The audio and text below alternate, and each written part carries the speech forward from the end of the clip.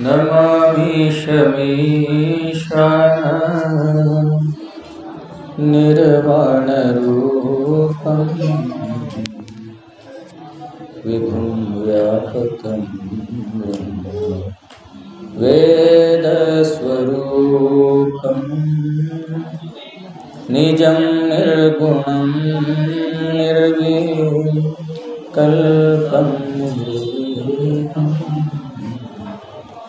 चिदाकाशं वासं भजेऽहम्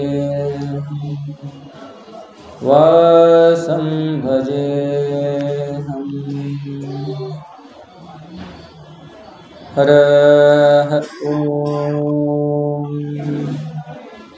ज्ञानसिद्धं तपःसिद्धं सर्वसिद्धं शिवप्रदं स्वयं सिद्धमहं वन्दे सिद्धारूढयतीश्वरम्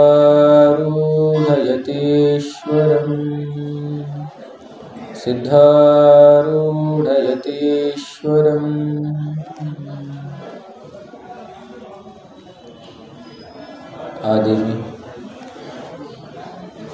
श्रोत्रिय ब्रह्मनिष्ठ सच्चिदानंद परम पूज्य प्रातः स्मरणीय सद्गुरुदेव के दिव्य चरणारविंदों को हृदय में धारित और स्मरण करते हुए परम पूज्य प्रातः स्मरणीय विद्यावारिधि विद्यावाचस्पति पंच महापीठों में एक काशी ज्ञान सिंहासन के पीठाधिपति 1008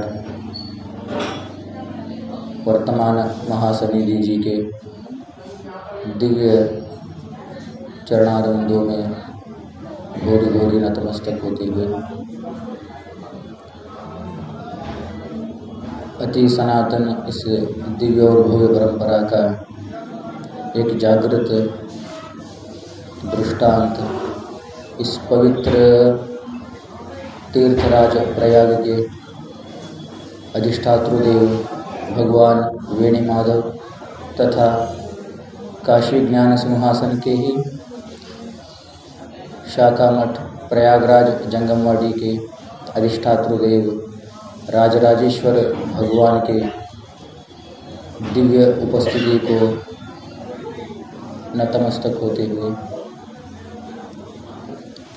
144 साल के पश्चात आया हुआ यह महाकुंभ पर्व के निमित्त वर्तमान सन्निधि जी के एक अचूक संकल्प को लेकर यहाँ सायंकाल धर्मगोष्ठी चल रहा है। तो उसी कड़ी में आज सभा में बहु दिन से अपनी भक्ति ज्ञान और वैराग्य का उपदेश देते हुए अब तक आए हुए श्री शटस्थल ब्रह्म ओमकार सिद्ध शिवाचार्य स्वामी जी के चरणों में नतमस्तक होते हुए बहुत सालों से इस प्रयागराज जंगमवाड़ी मठ के मातृवर्ग जो भजना मंडली है निस्वार्थ भाव से सेवा करते आ रहे हैं, उनके हृदय में साक्षी भूत उस परम चैतन्य को तथा इस महाकुंभ में अपना भी कुछ सेवा हो, भगवती त्रिवेणी का संगम में डुबकी हो, इसी कामना से कर्नाटक, आंध्र, महाराष्ट्र, राजस्थान, भारतवर्ष के विभिन्न विभिन्न प्रांतों से आए हुए सारे श्रद्धामयी माताओं को तथा सारे भगवत भक्त को यहीं से ही सादर प्रणाम करते हुए आज की इस सायं सभा गोष्ठी प्रारंभ होगी। वो भी मैं प्रणाम करता हूँ। महास्वामी जी का संकल्प से यह कार्यक्रम अब तक चला आ रहा है।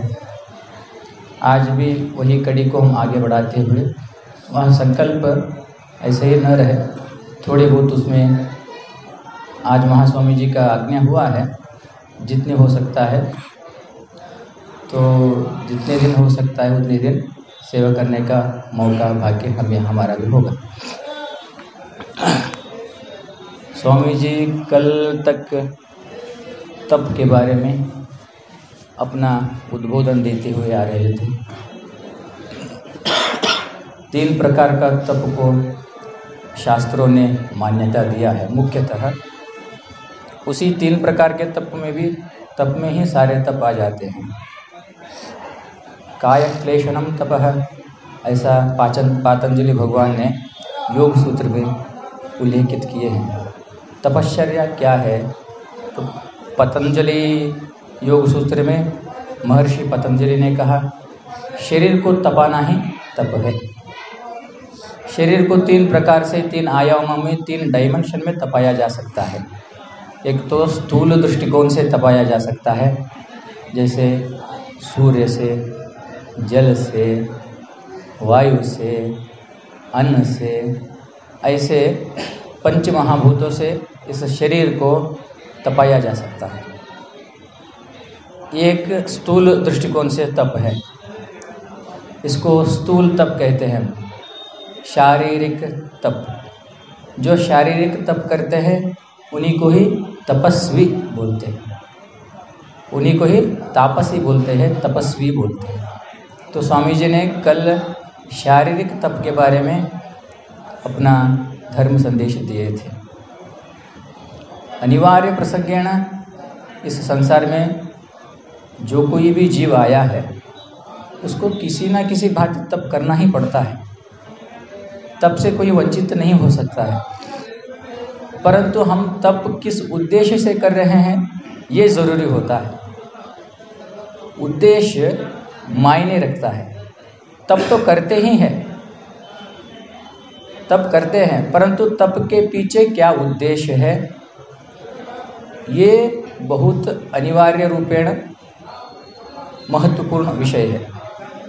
हम उस तप को अपनी इच्छा की पूर्ति के लिए करते हैं, अथवा दूसरे की इच्छा की पूर्ति के लिए कर रहे हैं, अथवा निस्वार्थ भाव से कर रहे हैं, अथवा पारमार्थ सिद्धि के लिए कर रहे हैं, अथवा धर्म की प्राप्ति के लिए कर रहे हैं, ये ज़रूरी होता है।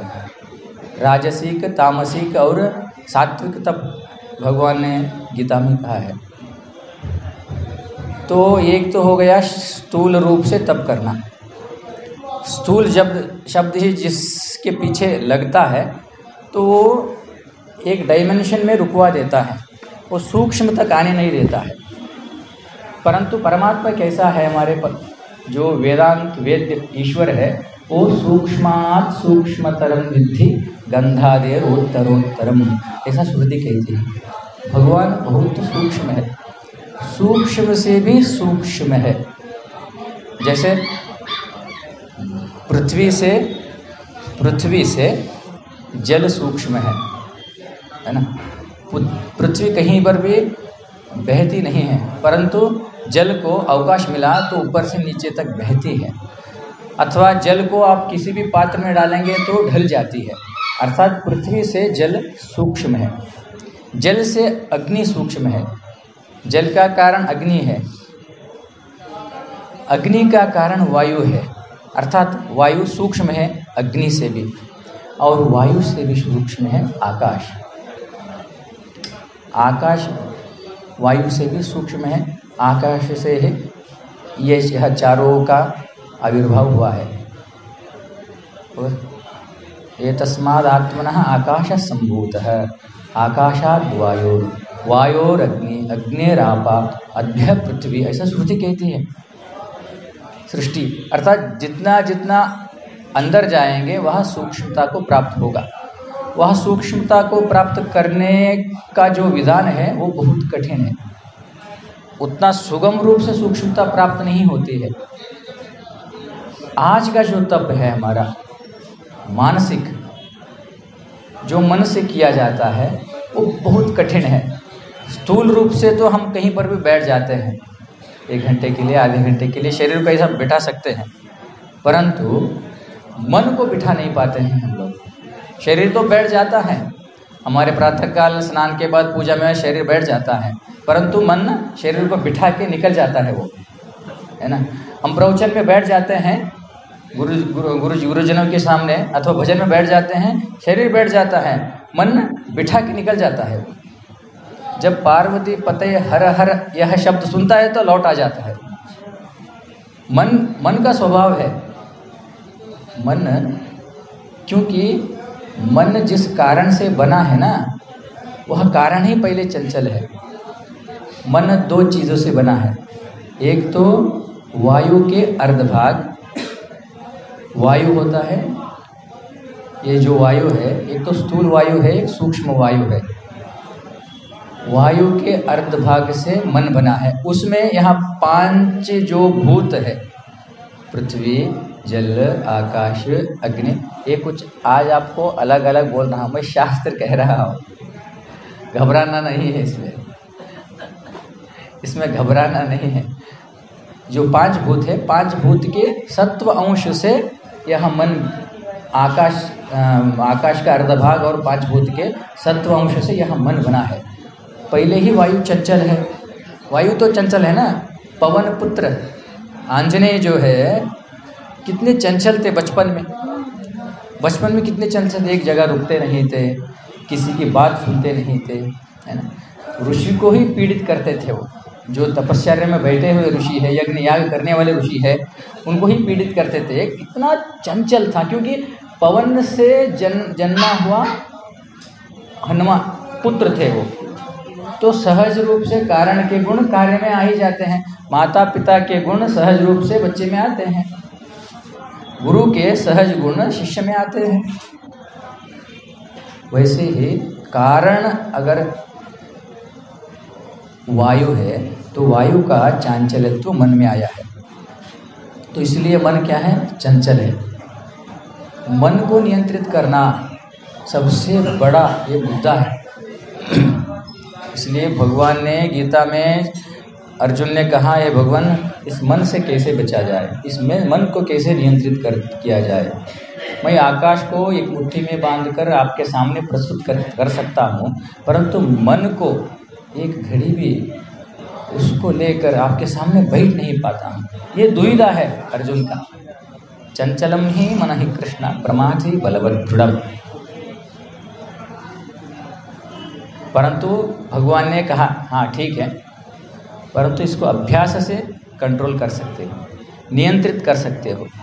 अभ्यास मुख्य है। अभ्यासेन तु कौन्तेय वैराग्येण च गृह्यते।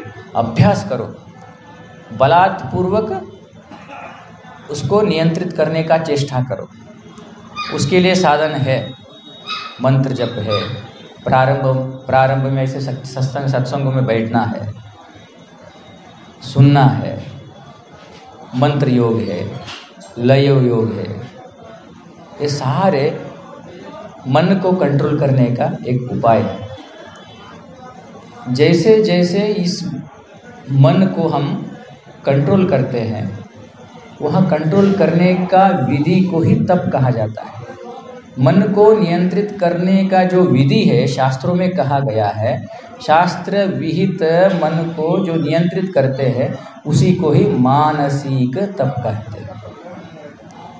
जब आप मन को नियंत्रित करने लगते हो तो मन दुविधा में पड़ता है, मन दुखी होता है, मन ताप से भर जाता है, मन दिग्भ्रांत हो जाता है। उसका वृत्ति, मन का वृत्ति ही है, कुछ ना कुछ करूँ, ऐसा करूँ कि उससे स्वयं का भी हानि हो, दूसरे का भी हानि हो।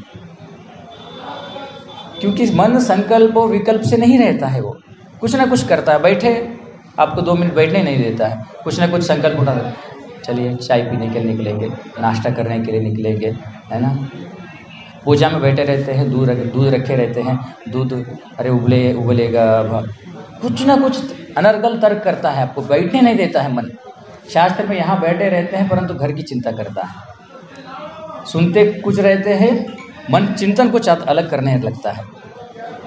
परंतु उस चिंतन से हटाना, बलात् हटाना, उसको वहाँ से ले आना, अपने कानों में रखना, जो शब्द पढ़ रहे हैं उसके तरफ ध्यान देना, ये बुद्धि से नियंत्रित हो जाता है।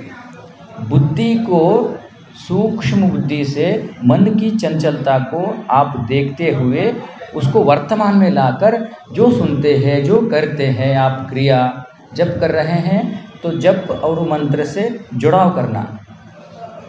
जप आपकी क्रिया एक है और मानसिक है, उसमें आपका मन वहीं पर लगे, ऐसा बुद्धि जब आज्ञा करता है तो संकल्प ठहर जाता है। ऐसे बलात् प्रत्येक कार्य में आपको करना पड़ता है मन को। एक क्षण के लिए कर दिए छोड़ दिए तो नहीं होगा वो। ऐसी जो विधि है, ये तो एक विधि हो गया जो पतंजलि भगवान ने नियम, जो 8 प्रकार के ये दिए हैं सकते हैं। तो कहने का उद्देश्य इतना ही है, जब जब मन अपने मूल स्थान से, अधिष्ठान से हट जाता है, उस अधिष्ठान में लाकर मूल वस्तु के चिंतन का ही, उस चिंतन में ही लगाना, उसको ही तप कहा जाता है। स्वामी जी आपको कहाँ ले जा रहे हैं? स्थूल से सूक्ष्म, सूक्ष्म से कारण, कारण में बैठा हुआ आपकी जो अधिष्ठातृ ईश्वर है, उसी को ही शास्त्र में कहा वो सत्य है, वो चित्त है, वो आनंद रूप है, वो पूर्ण है। श्रुति कहती है अदृष्टम अव्यवहार्यम अग्राह्यम अलक्षणम अचिंतम अव्यपदेशम शांतम शिवम अद्वैतम चतुर्थम मन्यन्ते स आत्म संज्ञेयः। उस परब्रह्म परमात्मा के तरफ ही शास्त्र संकेत से आपको एक सीढ़ी से दूसरे सीढ़ी, दूसरे सीढ़ी से तीसरे सीढ़ी, धीरे धीरे धीरे धीरे वहाँ सूक्ष्म वस्तु का दर्शन करने का एक प्रयास करता है। उस प्रयास में स्थूल से सूक्ष्म, सूक्ष्म से कारण, और कारण का जो अधिष्ठान उस परम तत्व है, अद्वैत तत्व है, वहाँ पर ठहराने का जो विधि है ना, एक क्रम है, उसी को ही तप कहा जाता है। स्वामी जी तो स्थूल तक कल ला के रखे थे, आगे जो धीरे धीरे से आपको सूक्ष्म में मन अधिकतः मन को नियंत्रित करने का ही शास्त्र मूल संकेत करता है। स्थूल तो पड़ा रहता है, स्थूल का ज़्यादा महत्व नहीं है। अब आप कितने देर तक बैठ जाएंगे एक ही आसन में? 1 घंटा, 1 घंटा बैठ जाएंगे, बाकी 24 घंटा तो आपके पास है। 24 घंटा अलग प्रयास करेगा वो मन। स्थूल का ज़्यादा महत्व नहीं है, परंतु मन को नियंत्रित करना महत्वपूर्ण है। नियंत्रित करने का अर्थात क्या है? मिथ्याचारी नहीं होना है। फिर भगवान ने श्री कृष्ण परमात्मा ने मिथ्याचरण का विरोध किया है। रूप देखने का इच्छा है परंतु आँख बंद करके बैठ गया, ऐसा थोड़ी होगा। रूप देखने का इच्छा है, आँख बंद करके बैठ गया। रूप तो मन में है ना, खाने की पीने की इच्छा है परंतु बैठ गया मुंह बंद करके। गाली, आप गुस्सा आ गया आपके ऊपर, गाली बोलने का मेरे मन में आया तो मुंह बंद कर बैठ गया, मन में बोल रहा हूँ मैं आपके प्रति असभ्य शब्द। तो ये मिथ्याचरण होता है। आपके 5 इंद्रियों से, 5 सेंसेस से आप जो भी करते हैं, मन में भी आप दूसरे के प्रति और शास्त्र विहित क्रियाकलाप हो न करे और अपने प्रति भी न करे। इस विधि को ही तप कहा जाता है। इसी को क्या बोलते हैं? तप। इसको मानसिक तप बोलते हैं। मन जब इस विधि में आप डालेंगे तो तपने लगता है। जब कोई भी वस्तु तपता है तो वो शुद्ध होता है। लोहार सोने को तपाता है। किस लिए तपाता है? उसमें जो टंक होता है, टंक निकालने के लिए ही तपाता है। उसमें एक अशुद्ध वस्तु सोने में मिक्स हुआ है, उसको हटाने के लिए सोनार उसको तपाता है। जब जब मन तपने लगता है वो शुद्ध होने लगता है। शुद्ध होने का अर्थ है वो शून्य में जाने लगता है, अपने अस्तित्व को क्षीण करता है। वो अपनी व्यष्टि अभिमान को क्षीण होने की एक विधि है। वो जब ये मन नियंत्रित होता है तो फिर कारण में जाने का आपको अवकाश मिलता है, कारण वस्तु के प्रति आप निकल सकते हैं। तो उसी को ही फिर कल चिंतन करेंगे। यह अप्रासंगिक बात आज स्वामी जी का आज्ञा हुआ तो जो जहाँ कल कड़ी छूटी थी, आज जो 2 मिनट आपके सामने, क्योंकि आज का जो महास्वामी जी का अनुष्ठान है वो खंडित न हो, इस उद्देश्य से ही आज 2 बात कहने का चेष्टा किया हूँ। फिर कल से यथावत नियम से हम लोग करेंगे विषय को। फिर कल मन से ही प्रवचन होगा, स्वामी जी भी रहेंगे। तो अभी आरती करके आज का जो सायं सभा गोष्ठी है यहीं पर समाप्त करेंगे, फिर कल यथावत चलेगा। सद्गुरुनाथ महाराज की जय।